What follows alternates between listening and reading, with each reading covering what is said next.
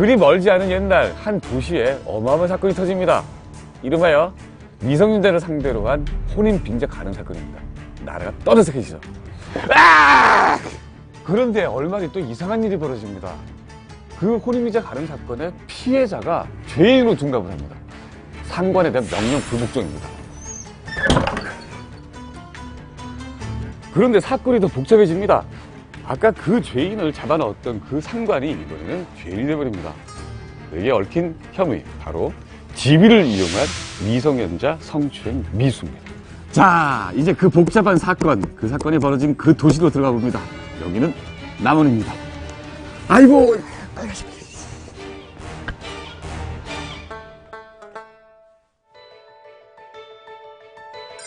예부터 천부지지 옥야백리라고 했습니다. 하늘이 정해준 땅, 비옥한 들판이 넓게 펼쳐진 고을, 전라북도 남원입니다. 살기 좋은 내륙지방이지만 민초들의 삶은 녹록지 않았습니다. 역사서엔 이름 한자 나오지 않습니다. 그렇지만 땅은 기억합니다. 민초들의 역사, 지금 만나러 갑니다. 남원하면 빼놓을 수 없는 곳, 바로 광한루원입니다. 천상의 세계를 표현한 대표적인 조선시대 정원이죠. 지금은 많은 사람들이 찾는 유명 관광지가 된 광한루원. 여기에서 나라를 떠들썩하게 한 미성년자 혼인 빙자 가늠 사건이 시작됐습니다.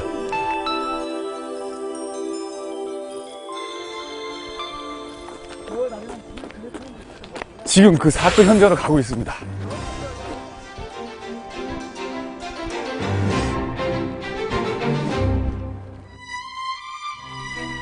광한루원의 대표적인 누각, 광한루입니다.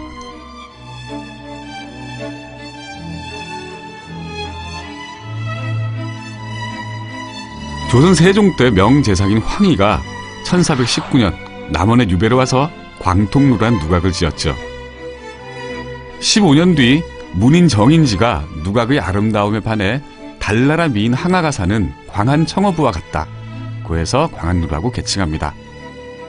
그리고 1582년 전라도 관찰사였던 정철이 은하수를 상징하는 연못을 만들어 지금의 모습을 갖추게 되죠. 조선을 대표하는 문신들이 만든 누각에서 사건의 주인공들이 처음 만납니다. 광한루에 서 있던 이몽룡이 그네를 타고 있는 처자를 봅니다. 저 처자가 누구냐? 이로 인해서 몽룡이와 춘향이의 러브스토리가 시작이 되죠. 그런데 몽룡이 서울로 가버리고 신임으로 내려온 변학도라는 사또가 춘향이를 강제로 자기 것으로 만들면서 일이 아주 커집니다. 비구로 끝날 줄 알았던 이 사건이 결국에는 장원급제한 이몽룡이 내려와서 둘은 행복하게 삽니다. 여기까지가 우리가 알고 있는 남원의 춘향이 얘기입니다. 사건을 돌려보겠습니다. 기생 월매가 경영하는 주점의 미성년 여급 춘향에게 고위층 관리의 아들 이몽룡의 눈이 꽂힙니다. 결혼을 빙자해서 정을 통하죠. 그리고 서울로 도주라고 합니다. 이어서 찾아온 고위관리 변학도 또한 춘향의 눈이 꽂히지만 춘향을 거부를 하죠. 그래서 이 춘향을 명령 불복종죄로 옥에 가둬버립니다. 모든 것을 뉘우친 이몽룡이 과거의 급제에서 내려와서 자기 애인을 범하려 했던 고위관리를 옥에 가두고 사건은 종결이 됩니다. 여기가 사건의 전말입니다. 이런 범죄가 1년에 시리즈로 일어날 수밖에 없었던 이유 단 하나입니다. 바로 신분죄 모순이죠. 조선은 철저한 신분제 사회입니다. 관기의 딸로 태어난 천민 춘향이와 명문가 양반자제 몽룡의 혼인은 거의 불가능한 일이었죠. 그런데 춘향이가 반기를 듭니다. 한양에 가는 몽룡이에게 자신의 뜻을 분명히 밝히죠.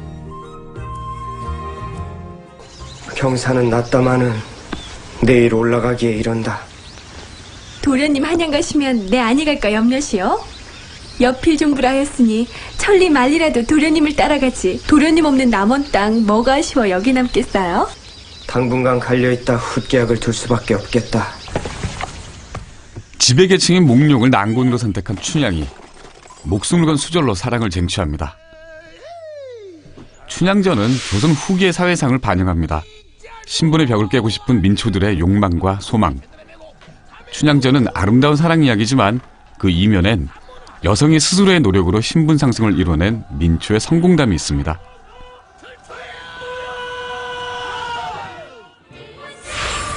작가가 불분명한 춘향전 2부는 80여 종에 달하는데요. 1892년에는 프랑스 소설가 루니가 번역한 프랑스어판이 나옵니다. 그 뒤에 러시아어와 영어 번역본이 출간돼 춘향전이 외국에서도 통용되는 소설임을 입증했습니다. 그 중심엔 춘향이가 있습니다. 자기 인생을 개척하는 적극적인 여성상을 보여준 춘향이. 이젠 이야기 속 인물이 아닌 실존 인물처럼 승화됐죠. 그녀의 역사는 현재까지 계속되고 있습니다.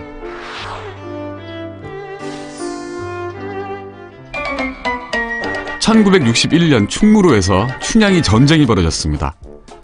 당시 인기 정상에 있었던 최은희와 김지미가 성춘향과 춘향전에서 춘향역을 맡아 격돌한 겁니다.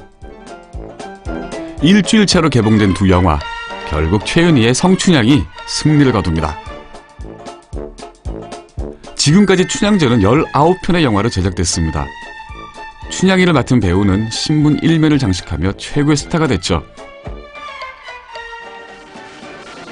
남원에서는 1931년부터 춘향제를 열어서 연려 춘향이의 맥을 잇고 있습니다. 춘향 연례꽃기대회에서는 진선미 선발도 있어 춘향제를 더욱 화려하게 장식했습니다. 역대 춘향이들입니다. 춘향이라는 이름으로 스타덤에 올라 자신의 목표를 이뤘죠.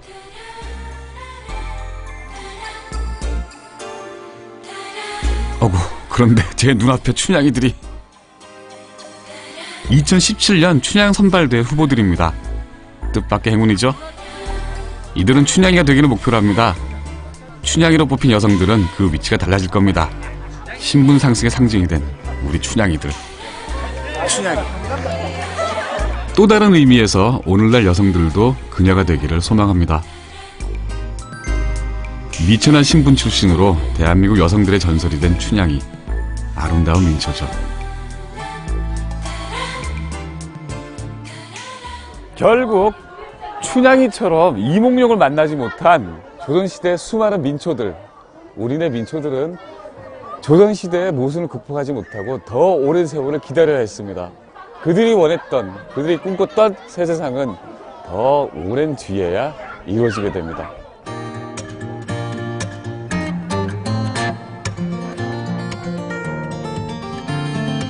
민초들의 염원과 속내를 담았던 설화를 만났습니다.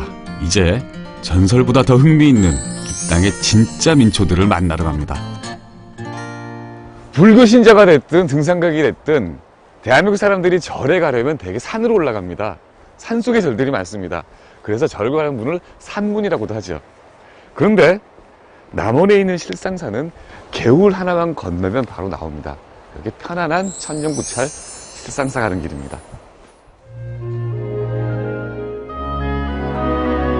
마치 민초들의 눈높이에 맞춘 것처럼 평지에 나지막이 앉아 있습니다. 높지 않아서 더 친근합니다. 지리산 자락에 있지만 수만 평 논 한가운데 놓여있는 절, 천년고찰 실상사입니다. 가람 안팎 어디를 둘러봐도 화려하고 사치스러운 경관은 없습니다. 그 흔한 단청 하나 없이 단초라고 소박하죠. 그렇다고 무시하면 큰일 납니다. 이 사찰의 실체 만만치 않습니다. 이 절에 오면 일단 눈이 호강을 합니다. 제 양쪽에 있는 이 쌍둥이 석탑 보물입니다. 제 뒤에 보이는 저 큼직한 석등 또 보물입니다. 저쪽에 멀리 보이는 철불 또한 보물이고, 이 절집 곳곳에 대한민국의 국보와 보물이 자그마치 12개가 사람들을 맡고 있습니다. 그만큼 눈이 호사를 누리는 절이죠. 열린 절이기도 합니다. 이런 보물과 사람을 가로막고 있는 철책이 없습니다. 이 절이 가지고 있는 기본적인 분위기가 세상을 향해 열린 그런 마음가짐을 가지고 있습니다. 이렇게 확 트인 들판에 서 있는 열린 절, 실상사입니다. 그런데 일제강점기 총독부가 이 실상사를 알게 모르게 요주의 사찰로 감시했답니다. 왜 그랬을까요? 그러면 남원 사람들은 일본이라는 나라에 대해서 굉장히 안 좋은 감정을 갖고 있는 것 같습니다. 여기 실상사만 해도 실상사가 흥하면 일본이 망한다. 그리고 또 실상사가 망하면 일본이 흥한다. 그런 말이 있을 정도죠. 여기 보광전 안에 그러한 사실을 눈으로 확인할 수 있는 물건이 하나 있습니다.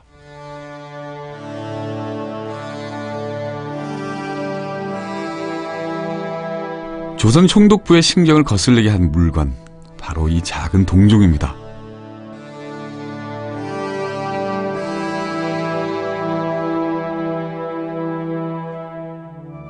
여기를 보시면 동종이 있습니다. 여기 종을 때리는 부분을 보면 무언가 그려져 있습니다. 실선으로. 자세히 보면 일본 열도의 지도 같습니다. 섬이 있고 가운데 섬이 있고 섬이 있고 섬이 있고. 그러니까 하루에도 몇 번씩 일본을 두드려 패는 거죠. 남은 사람들은 그렇게 믿습니다. 그러니까 틀림없이 역사상 어딘가에서 이 남은 땅에 일본과 관련된 굉장히 중요하고 나쁜 그런 사건이 있었던 것 같습니다. 남원은 내륙 깊숙한 곳에 있는데도 불구하고 유독 일본과 악연이 깊습니다. 이 뭐지? 이 뭔가가 좀 그 산에다 묻었대야. 근데 못 찾았어. 열이 내려가지고 그 논두렁을 타고 가면 되고. 우리가 몰랐던 참혹하고 가슴 아픈 민초들의 역사가 숨어 있습니다. 도대체 무슨 일이 벌어졌던 걸까요? 남원은 지리적으로 경상도에서 전라도로 넘어오는 관문이고 전라도의 주요 도시와 통하는 도시입니다.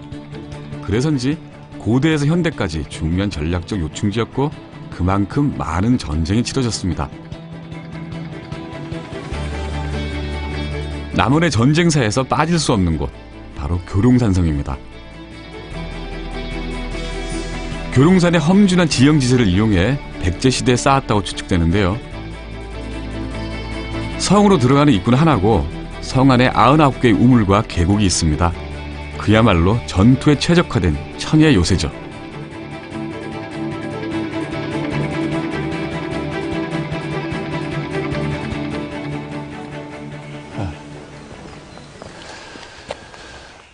해마다 윤 4월이면 많은 여자들이 이 산섬 성곽에 올라와서 성곽을 밟습니다. 무병장수를 기원하는 그런 성곽 밟기 놀이죠. 그런데 이 성이 옛날에는 전쟁터였습니다. 크게 세 번입니다. 한 번은 고려 말 때, 또 한 번은 조선 초기 때, 그리고 마지막으로는 조선 말기 때. 앞에 전쟁 두 번은 일본과 관계된 전쟁입니다. 마지막 전쟁은 새 세상을 꿈꾸는 혁명군들의 전쟁이었습니다. 이제 그 전쟁터 속으로 들어갑니다. 산성은 전쟁의 역사를 보여주는 흔적입니다. 하지만 지금 교룡산성에는 한적한 봄빛만 가득합니다.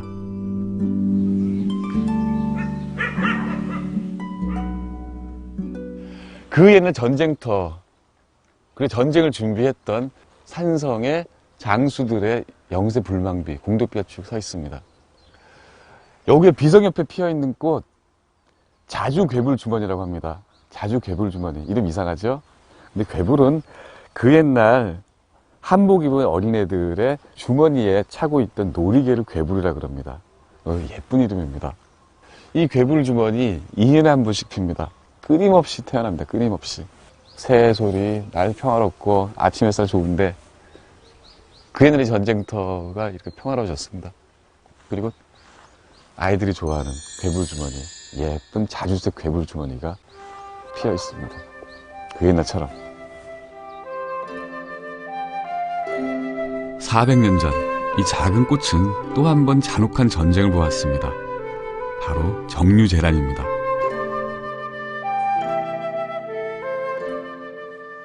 아득한 옛날 삼국시대 때부터 교룡산성은 천의의 요새였습니다. 자리가 그렇습니다. 그래서 이 산성에는 많은 군대들이 그 이후 많이 주둔을 했죠. 임진왜란 때도 마찬가지입니다. 임진왜란 이후에 스님들이 비롯한 많은 사람들이 이 성을 다시 쌓고 여기서 전쟁을 대비를 했죠. 그런데 정작 정유재란 때 전투는 이 교룡산성이 아니라 남원성에서 벌어집니다. 그리고 거기에서 군사와 민간인을 비롯한 10,000명이 넘는 모든 사람들이 전멸해버리는 대패를 당합니다. 도대체 무슨 일이 벌어졌던 걸까요? 교룡산성에서 조선군이 전쟁을 준비할 때 명나라 사령관 양원이 도착합니다. 부임 첫날 이렇게 말하죠. 그대 나라 사람들은 흐리멍텅하고 겁이 많으니 적을 보고 붕괴된다면 어찌할 것인가. 그렇게 양원은 자신이 기병 출신이라는 이유로 천혜의 요새인 교룡산성을 버리고 들판에 있는 남원성을 결전장소로 선택합니다. 양원의 선택, 과연 결과는 어땠을까요?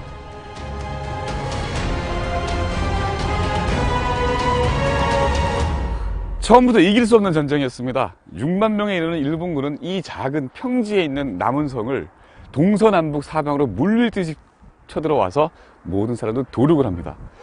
이 북쪽 어딘가에 있었을 북문 쪽으로 쫓겨난 조선의 군사와 조선의 백성들은 거기에서 모두가 죽고 맙니다.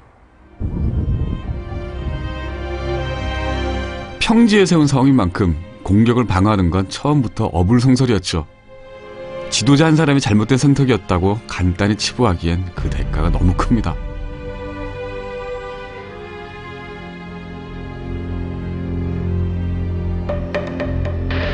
참혹한 패배의 원인에는 병력과 전술의 차이도 무시할 수 없습니다.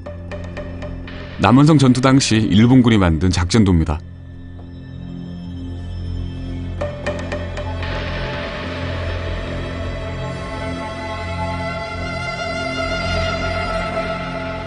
임진왜란에서 패배한 일본군의 목적은 오직 하나, 승리밖에 없었습니다. 물불 가리지 않는 승리였습니다.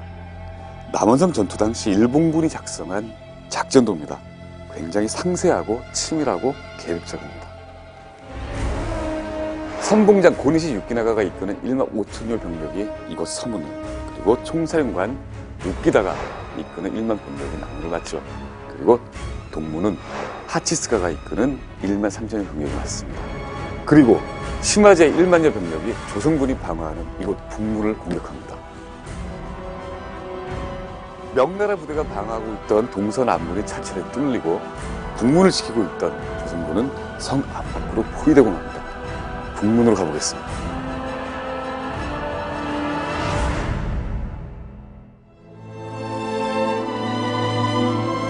(1597년 8월 16일) 여기가 최후의 전투가 벌어진 북문터입니다. 군사 4천과 민간인 6천이 전멸한 곳이죠.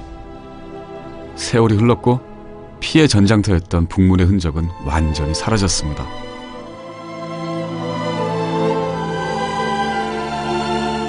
그런데 3년 전 옛 남원역 군내에서 남원성 북문터가 발견됩니다. 한 향토 사학자의 끈질긴 집념이 낳은 개가였습니다. 동학 농민 전쟁 때까지, 그때까지 북문이 틀림없이 있었고, 그 뒤에 언제까지 있었냐면은 전라선 철로를 만들 때, 그러니까 1930년경까지 북문이 틀림없이 있었어요.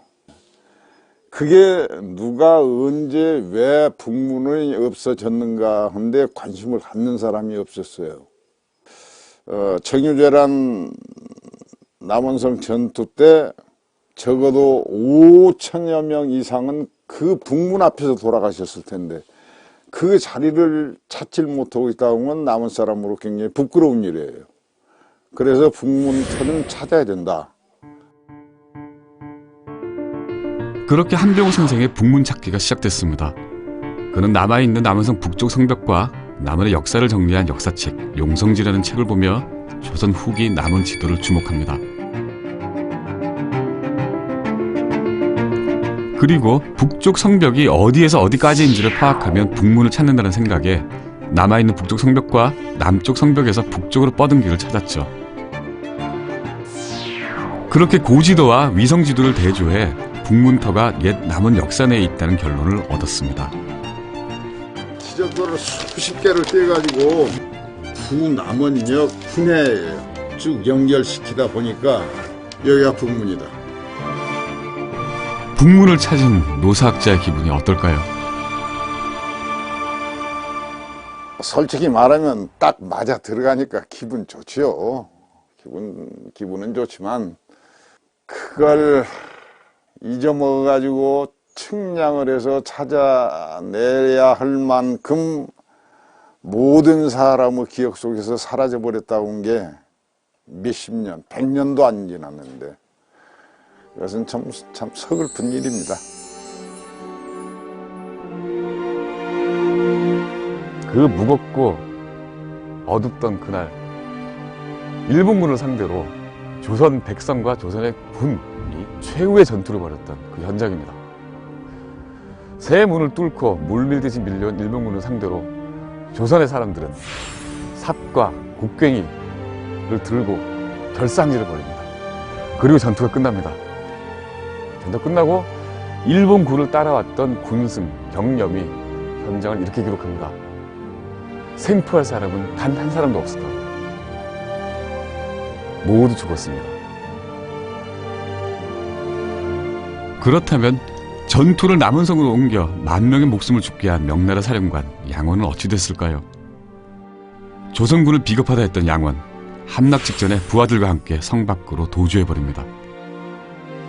전쟁이 끝나고 명나라는 패전의 책임을 물어 양원을 참수했고 그의 목은 조선으로 보내지죠. 실록 기록은 어이가 없습니다. 관원을 보내 제사 지내는 것이 옳을 듯하다고 하리니 선조임금이 이리 답합니다. 그리하라. 제정신이 아니었던 게 틀림없습니다.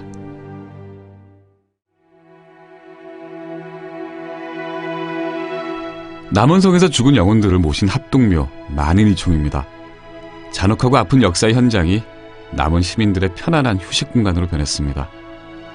만인의 영혼이 잠든 이곳에서 새로운 역사가 이어지고 있습니다.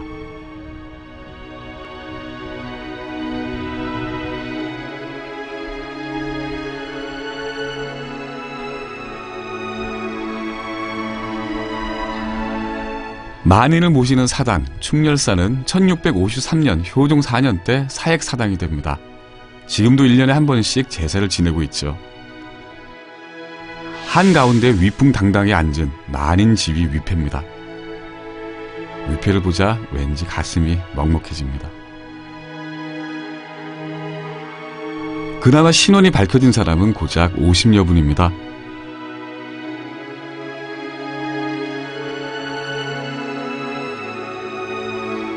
참혹하게 죽어간 만인의 영혼이 잠든 곳. 400년의 시간과 공간을 넘어 마음이 묵직해집니다.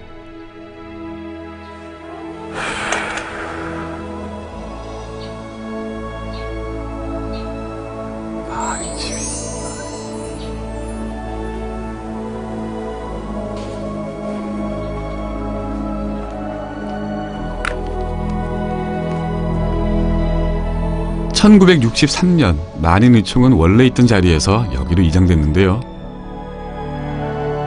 멀리 남원성 북문이 보이는 양지 바른 곳입니다.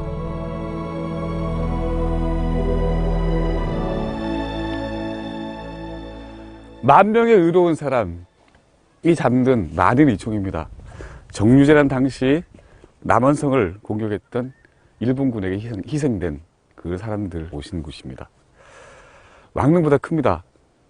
그런데 규모로만 치면은 왕릉보다 더 커야 하지 않겠습니까? 그들이 한 노력과 그들이 한 희생, 그게 나라를 살리고 이때까지 우리에게 한 거죠. 그 이름 없는 사람들, 이름 없는 들풀 같은 사람들이 여기에 잠들어 있습니다. 그런데 말입니다. 봉분이라면 유해가 있는 게 당연하지만 여기 만인의총에는 단 한 명의 유해도 없습니다.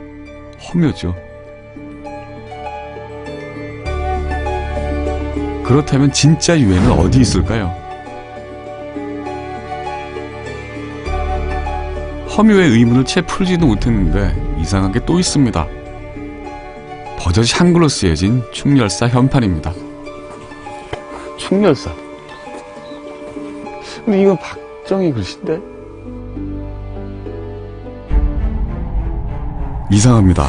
분명히 효종 임금이 내린 한자 현판이 걸려있어 하는데 박정희 전 대통령이 쓴 한글 현판이 걸려 있습니다. 현판이 바뀐 걸까요?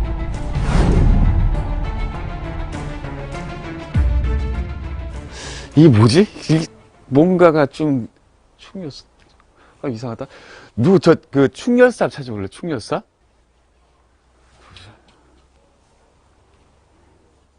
남원향교에 충렬사가 향교동? 그럼 충렬사가 2개 있단 말이야?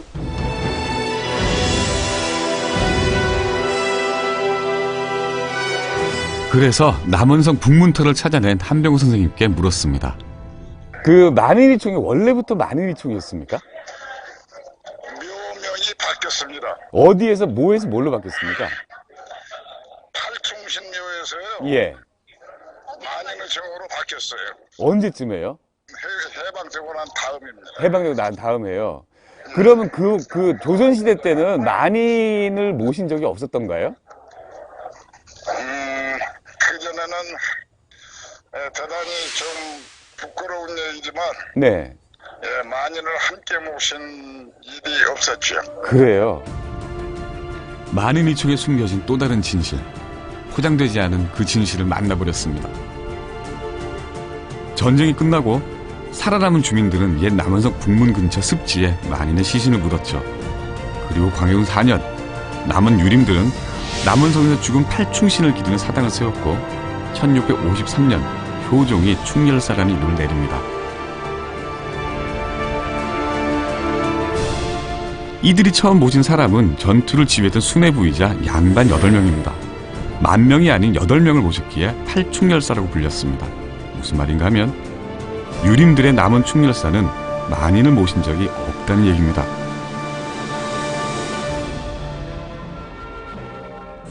세월이 흘러 팔충렬사 주의가 복잡해지자 1964년 왕봉산 기술부로 원무덤과 충렬사가 함께 옮겨왔습니다.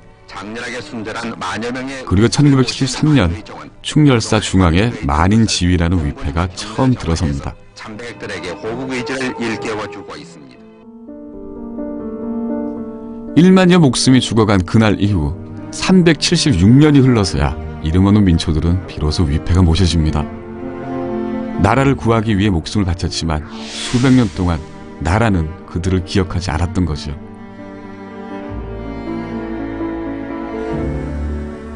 그런데 1981년 만인이총과 함께 이사왔던 남원 충렬사는 무덤은 둔 채 사당만 다른 곳으로 옮겼습니다. 지금 남원 충렬사는 26명의 충신을 모시고 있습니다. 만인이총에서 사당만 떨어져 나온 이유가 뭘까요? 유교 양식이고 만인의총에서 지내는 그 제사 양식이 우리 그 전통 의식하고 좀 틀리다고 해가지고 그 중에서 큰 분들만 이리 이제 따로 모셔오고. 남원 충렬사의 유림들은 나라에서 제사를 지내라고 허가를 해준 그분들만 제향하는 게 당연한 도리라고 여깁니다. 그래서 2017년 5월 현재 남원에는 같은 이름을 가진 2개의 충렬사가 있습니다.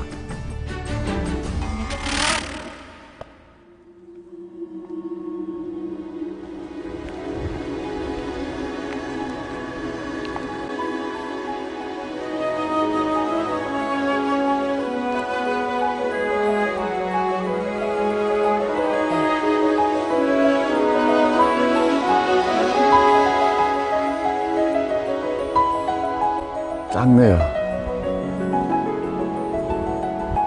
작아요. 전쟁이 끝난 후 살아남은 사람들은 북문 밖 물구덩이에 만인들의 시신을 묻습니다. 여기가 만인이총으로 옮기기 전 원래 있던 무덤입니다. 일제강점기 1만 의인을 합장했던 물구덩이 옆으로 철로가 나고 남원역이 섭니다. 물구덩이는 증기기관차에서 나오는 석탄 찌꺼기 처리장으로 사용되죠. 20세기 들어 왕봉산 이장을 앞두고 몇 날 며칠 유해 발굴에 나섰지만 나오는 건 석탄재뿐이었죠. 결국 뼈조각 하나 발견되지 않았습니다. 해방이 되고 4년 뒤 남원 국민학교 교장이던 이기원 씨를 필두로 뜻있는 사람들이 남원역 앞 봉분에 상석을 놓고 제사를 지냅니다. 만인이라는 이름으로 치러진 첫 제사였습니다. 그때 제사를 지낸 그들 또한 민초였습니다.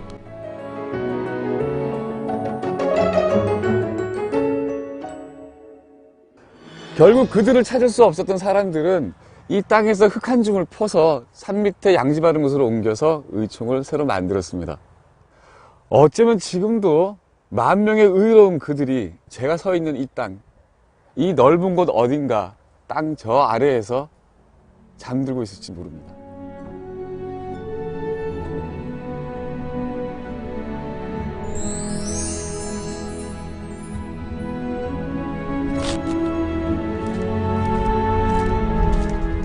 (1597년) 만인의 희생이 있었던 남원성 전투는 가장 실패한 전투로 꼽힙니다. 하지만 역사를 한꺼풀 벗겨보면 다른 진실을 만납니다.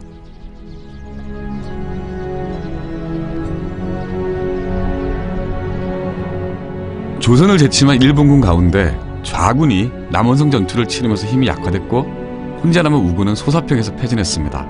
만약 남원성에서 좌군을 약화시키지 않았다면 일본은 소사평에서 이겼을 것이고 바로 한양이 함락됐을 겁니다. 역사는 그냥 사라지지 않습니다. 흔적을 남기고 다음의 역사를 바꿉니다. 죽음으로 나라를 지켰던 우리들의 잡초들, 아니 민초들, 그들은 그들의 시대 때를 인정을 받지 못하고 세월이 아주 많이 흘러서 대한민국 시대에 들어서야 비로소 만인의 의로운 사람으로 인정을 받게 됩니다. 잡초들, 자세히 보면 하나하나 아름다운 꽃들입니다. 그 꽃들이 이제야 아름답게 피고 있습니다.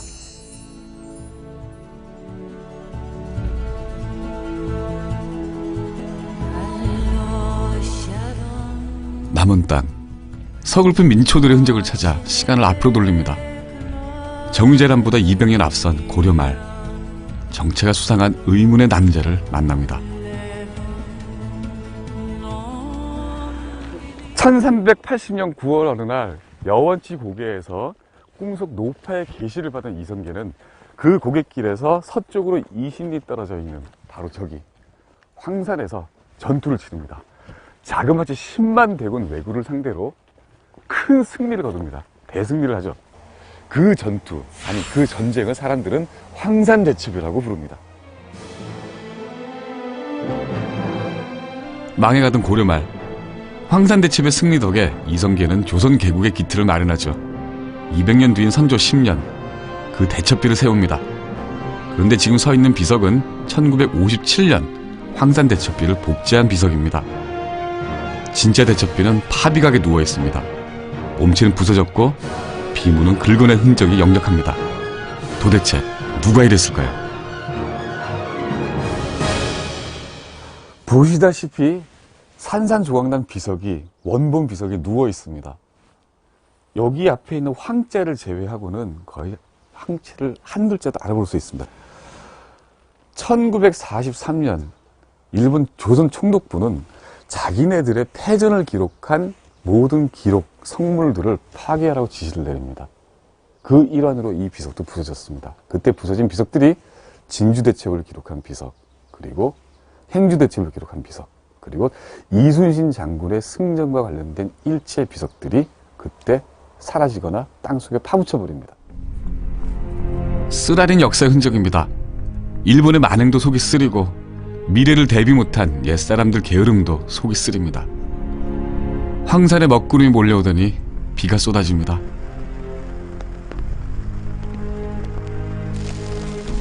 황산대첩, 그 마지막 전투가 벌어졌던 곳입니다. 저기 보이는 정산봉에서 이성계와 외장 아지발도가 만났고 황산대첩의 승부가 가려졌습니다. 바로 이 정산봉 꼭대기에서 이성계 부대가 매복을 하고 왜구들을 기다리고 있습니다. 마침내 매복하고 있던 이성계 부대 앞에 10만 왜구들이 나타납니다. 이성계 부대의 화살에 적들이 속속 쓰러지죠. 그리고 마침내 그 뒤에서 투구를 쓴 적의 우두머리가 모습을 드러냅니다. 그때 이성계가 날린 화살에 적장의 투구가 벗겨집니다. 그리고 옆에 있던 부하장수 이두란이 날린 화살에 적장이 쓰러지죠. 가까이 가서 보니 적장은 15살의 미소년이었습니다. 사람들은 그를 이렇게 불렀습니다. 아지발도라고.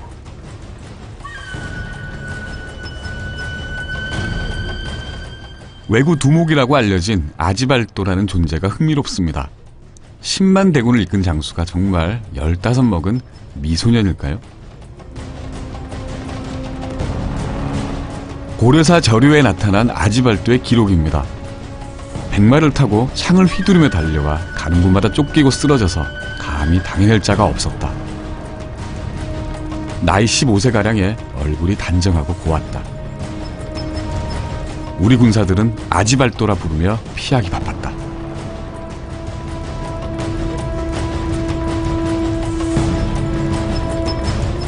이성계의 화살을 맞은 아지발도는 여기 남천변으로 쫓겨왔습니다.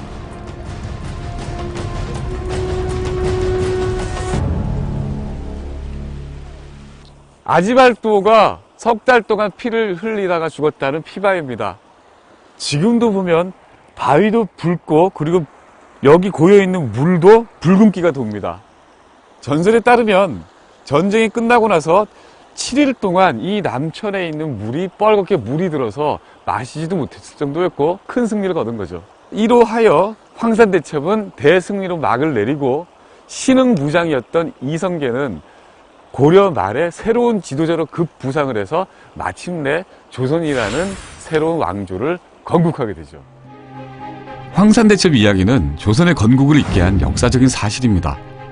하지만 다른 눈으로 보면 고려 말 민초들의 이야기를 읽을 수가 있습니다. 그래서 훗날 이런 주장이 나왔습니다. 이 15먹은 미소년 아지발도는 외구의 우두머리가 아니라 이 지리산 일대에 운보했던 밀란꾼들의 우두머리였다고요. 외장 아지발도가 일본인이 아니라 고려인일 가능성을 제기하는 주장도 있습니다. 그 주장의 근거로 제시되는 이야기가 있는데요. 전라도 일대에 널리 퍼져 있는 우투리설입니다. 지리산 산신의 점지하에 미래의 지도자가 될 운명으로 한 아기가 태어납니다. 아기는 우투리 장수라고 불립니다. 어느 날 이성계가 왕이 되기 위해 지리산 산신을 찾아가지만 산신은 이성계를 거부하고 우투리를 지지합니다. 그러자 이성계가 우투리를 죽이고 왕이 된다는 내용이죠. 이성계에 의해 안타깝게 죽은 아기 장수 우투리 설화는 아지발도가 고려인일 수도 있다는 추측을 가능케 합니다. 첫 번째 근거입니다. 아지발도라는 말이 일본 장수의 진짜 이름이 아니라 고려군이 붙인 별명이란 사실이죠. 아지는 지금 우리가 강아지, 송아지 할 때 나오는 것처럼 아기라는 뜻을 가지고 있는 말이고, 발도라고 하는 것은 몽고의 바토르라고 해가지고 용맹하다 뜻을 가지고 있는 말입니다. 그래서 두 가지를 합쳐보면은 어린 장수다 이런 뜻으로 해석할 수가 있겠습니다. 두 번째는 이성계에게 죽었다는 아기 장수 설화가 전해지는 지역이 바로 남원이고 아지발도가 실제로 죽은 곳 또한 남원입니다. 공간이 일치하는 거죠. 마지막으로 고려 말의 사회적 상황입니다. 고려 말 벌어진 끊임없는 환란으로 민초들은 온갖 고난을 겪어야 했고 고려 곳곳에 불만을 표출하는 크고 작은 밀란이 자주 일어났죠. 이후에 조선이라고 하는 왕조가 열리고 500년이 지나면서 백성들이 겪었던 여러 가지 이제 고통이라든지 아니면은 왕조에 대한 반감 등으로 인해 가지고 요 이성계가 들어가는 아기 장수 설화가 소위 이제 둥구리 설화라는 형태로 현재까지 전래되고 있는 것이 아닌가 하고 생각이 됩니다. 아지발도가 누구인가에 대한 논란보다 우리가 더 주목해야 하는 건 당시 민초들의 염원과 욕망입니다. 관, 정부에 대한 반감이 얼마나 컸으면 외구의 두목을 이성계가 죽였다는 민초들의 영웅 아기 장수 우투리로 둔갑시켰을까요? 남원의 봄은 지리산 철쭉으로 절정을 이룹니다. 이 천상의 화원을 만든 정원사 양떼들입니다. 그 옛날 이곳 양떼 목장에 있던 양들이 봄철 새수는 다 먹고 독성이 있는 철쭉만 남겨놨다고 합니다. 저 철쭉들처럼 참고 있던 민초들이 독해집니다.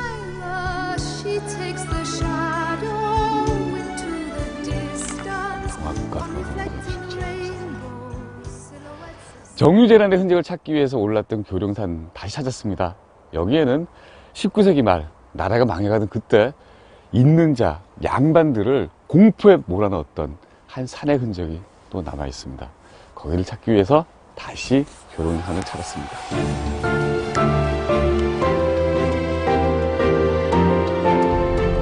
부패한 관리들의 억압과 착취에 분노한 민초들이 사람답게 살겠다고 일어섭니다. 동학 농민혁명. 교룡산성은 동학과 인연이 깊습니다. 동학의 창시자 수훈 최재우가 경주에서 남원으로 도망옵니다. 그때 교룡산에 있는 은저감에서 동학 경전을 완성하죠. 동학에선 남원을 제2의 성지라고 합니다. 정유재란이 끝나고 정확하게 297년 뒤 1894년 또 다른 무장 세력이 이 교룡산성을 찾습니다. 여기 둥지를 틀죠.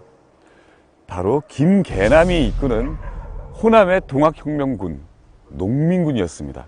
이들은 바로 이 교룡산성에서 새로운 세상을 만들 준비를 하죠. 그들이 꿈꾸던 새 세상은 만들어졌을까요? 그런데 길이 만만치 않았습니다.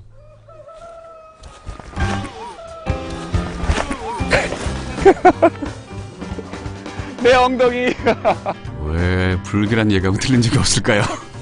이거 한마디 넣을 것 같은데 이거. 지형이 험했습니다. 하지만 김계남은 이곳을 밤낮으로 뛰어다녔겠죠. 김계남을 아십니까? 동학혁명의 지도자, 최정립 부대장, 그리고 기록조차 찾을 수 없는 이친사내입니다. 1894년 초 보국 안빈과 제폭 구민 두 가지 이념을 가지고 전봉준, 손화준과 함께 동학군을 일으킨 김계남. 당시 전봉준은 중리파, 손화중은 온건파, 김계남은 강경파로 분류되는 동학의 3대 축이었죠. 그런데 우리는 그를 알지 못합니다. 왜 그런 걸까요?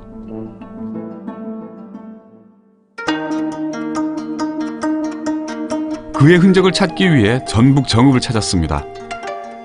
여기는 김계남의 옛 집터입니다. 1863년 정읍 분홍의 셋째 아들로 태어난 사내죠. 어릴 때부터 병서 읽기를 즐겨 했고 다른 아이들이 콩서리를 할 때 돼지서리를 하곤 해서 어른들을 놀라게 했습니다. 통이 컸죠? 장성한 그는 고통받는 농민들 편에 섭니다. 원래 이름은 김영주입니다. 그런데 어느 날 꿈에 산신령이 나타나 남쪽을 개벽하라고 개남이라는 글자를 손바닥에 써줍니다. 그때 김계남으로 개명을 하죠. 여기 사람들은 그에 대해 잘 알고 있을까요? 김계남 장군 아세요? 알죠. 아유 할머니 숨어버려. 어머니 김계남 장군 얘기 좀 해주세요. 얘기 좀 해주세요, 김계남 장군. 결국 방송 최초로 등지고 인터뷰를 시도했습니다. 처가 TV로 순창으로 거시기를 대피를 갔대야 이제 잡으려는 게. 처갓집 죽고 그냥 알게를 입을 때야 잡는 사람 보고 자기 죽은 게. 일렀다 이거지. 이래서 그러니 잡아다가 전주 시내경병원에다가 4마리를 항소를 쫌매갖고 그렇게 죽었다고. 그렇게. 응. 그 산에다 묻었대야. 그 동네 사람들이. 근데 못 찾았어. 체포부터 죽음까지 모든 게 처절했던 김계남. 하지만 동학혁명 당시 그는 두려울 게 없는 최정예 부대를 지휘합니다. 그가 이끄는 동학군은 혁명 초기 전투마다 연전연승을 하며 전라좌도를 장악했죠.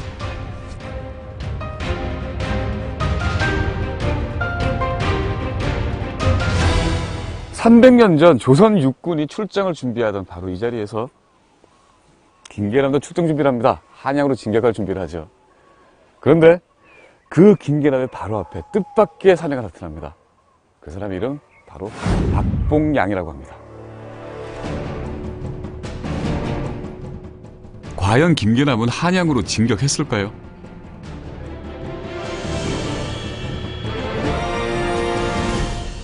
들불처럼 일어난 동학혁명군이 바로 이 여원시 고개를 걷습니다. 바로 이 고개 그리고 산 너머 방아치에서 박봉양이 이끄는 민병대와 큰 전투를 벌이게 됩니다. 그 전적지를 기념하기 위해서 이렇게 지금 이런 기념에 새겨져 있습니다. 그리고 여기 이름이 패배한 김계남. 그리고 그때 승리를 거둔 박봉이라는 사람의 흔적이 남아 있습니다. 그런데 둘은 악연이 있습니다. 박봉량은 원래 동학군이었죠. 운봉에서 부자였던 그는 재산을 지키려고 동학군에 들어갑니다. 강경파인 김계남은 그를 인정하지 않았죠. 결국 두 사람은 부딪히고 박봉량은 동학군에서 나가버립니다.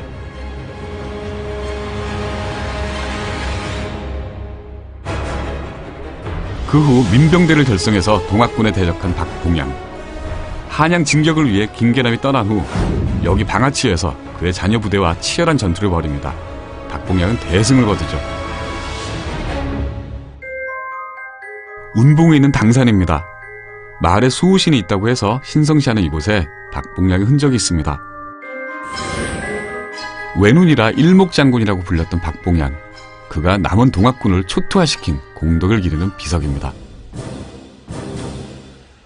세월이 흘러 대한민국 시대 2017년 어느 화창한 봄날, 그 박봉량을 찬양하는 공덕비가 이 한적한 운봉읍에 있는 공원가에 서 있습니다.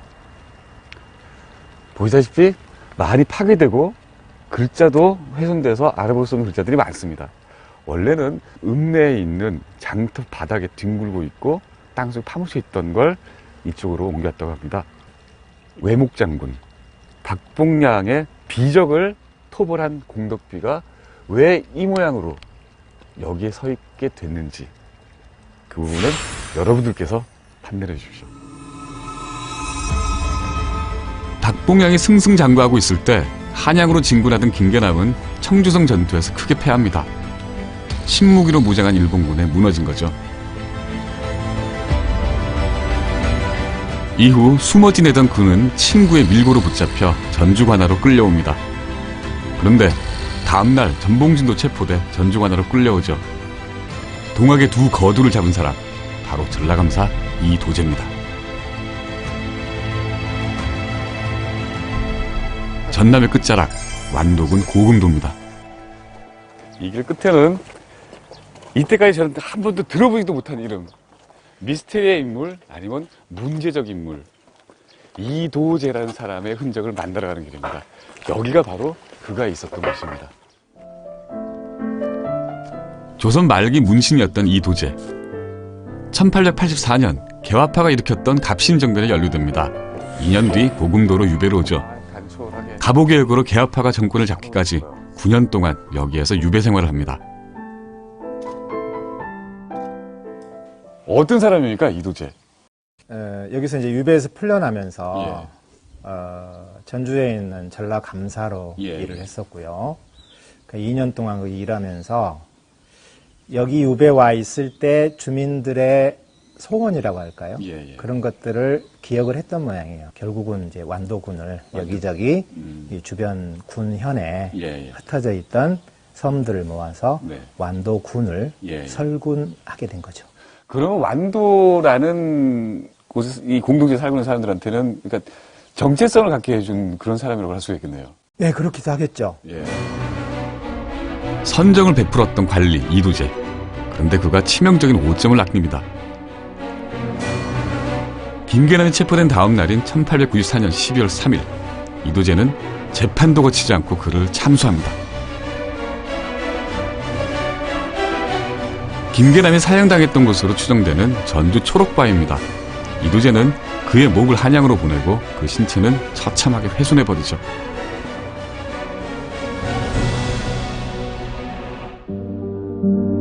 조정에서는 김계남을 서서문 밖에 걸어놓습니다. 당시 한양에 머물던 영국인 비숍은 자기의 기행문에 그 모습을 이렇게 묘사했습니다.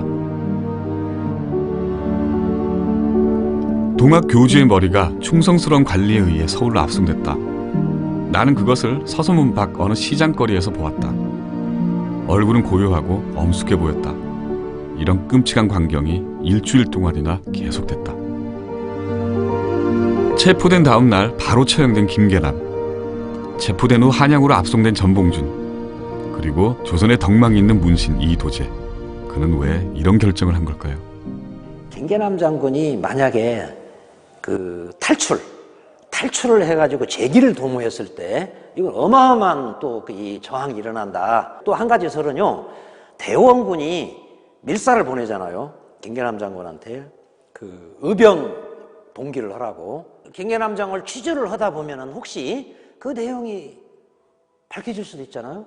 그러면은 일본군이 대원군을 가만히 안 놔두죠. 이런 염려 때문에 이도재 감사가, 전라감사가 즉결 참수를 하게 됩니다. 한양으로 압송된 전봉준은 정식으로 재판을 받고 교수형을 당합니다. 그 재판 기록부터 사진까지 그에 관한 자료들이 지금도 남아 있습니다.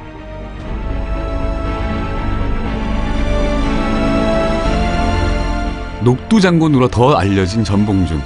그런데 동학혁명에서 큰 활약을 펼쳤던 김계남의 자료는 거의 남아있지 않습니다. 이 사진 한 장뿐. 그런데 같은 인물로 안 보고 있습니다.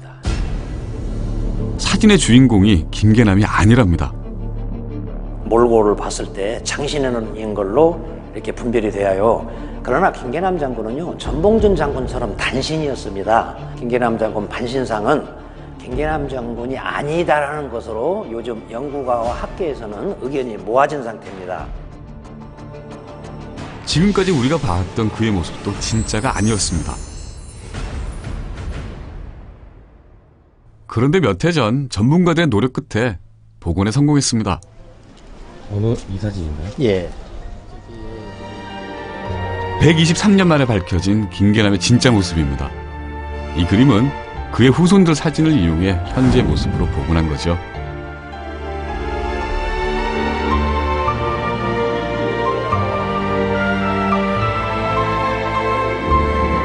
정읍시 산해면 김계남의 묘가 있습니다. 텅 빈 무덤입니다. 처형 후 그의 뼈조각 하나 찾을 수 없었다고 합니다. 사람이 하늘인 세상을 꿈꿨던 혁명가, 그는 지배자의 폭정에 끝까지 맞섰던 독한 민초였죠. 김계남. 이제야 그는 자신의 진짜 얼굴을 찾아갑니다. 결코 휠 수 없는 강압. 그의 생애가 더 처연하게 느껴집니다.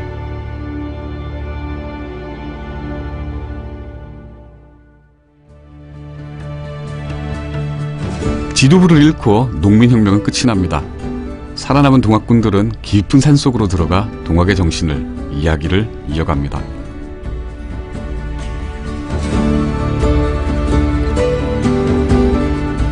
역사가 흐르는 동안 어떤 이들은 지리산으로 들어가 살았고 어떤 이들은 지리산으로 들어가 죽었습니다.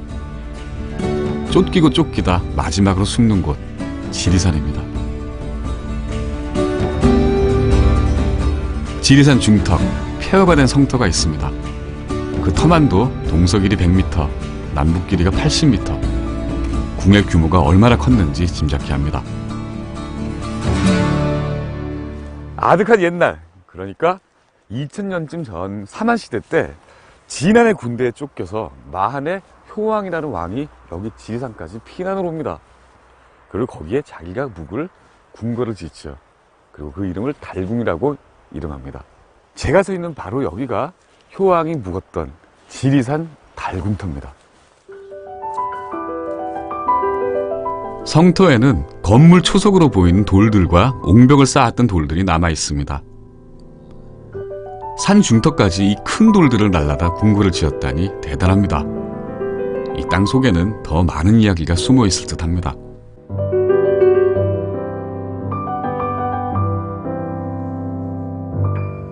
이렇듯 지리산은 쫓겨난 왕이 됐든 아니면 그가 주림배로 움켜진 이름 모를 민초가 됐든 그 모두를 안아주는 품이 큰 산입니다.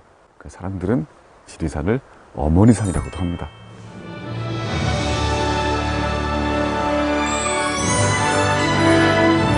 저 산봉우리는 어떤 사연들을 품고 있을까요?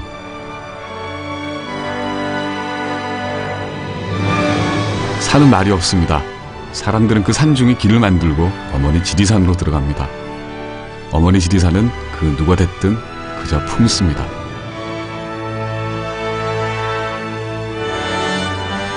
남원성 전투에서 희생된 이름 없는 영혼들. 새 세상을 꿈꾸던 농민들의 서름과 한이 눈부신 구름처럼 그 산에서 출렁입니다. 이제 그 숱한 사연을 간직하고 지리산에 해가 집니다. 여기는 지리산 자락, 전라북도 남원입니다. 남강이 꽃피운 문화 풍류의 도시 진주.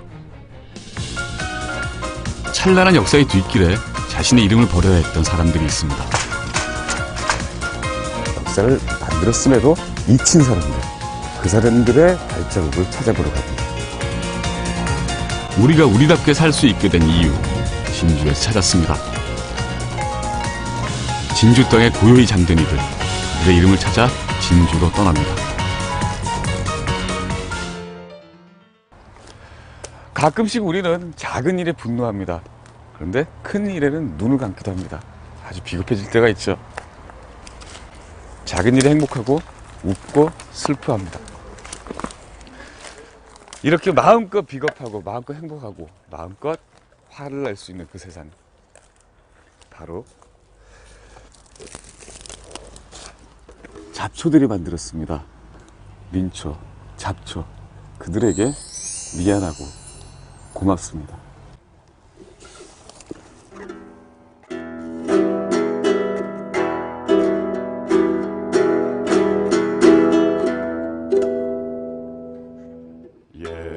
옛날에 사랑을 했는데 그 사랑이 사랑일까 내가 몰라.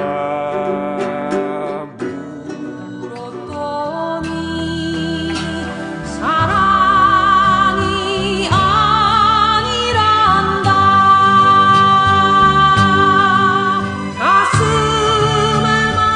가만히 보아라, 나는 예쁘다. 이름 없다 하지 마라, 나는 꽃이다. 밟으려면 밟아라, 나는 일어난다.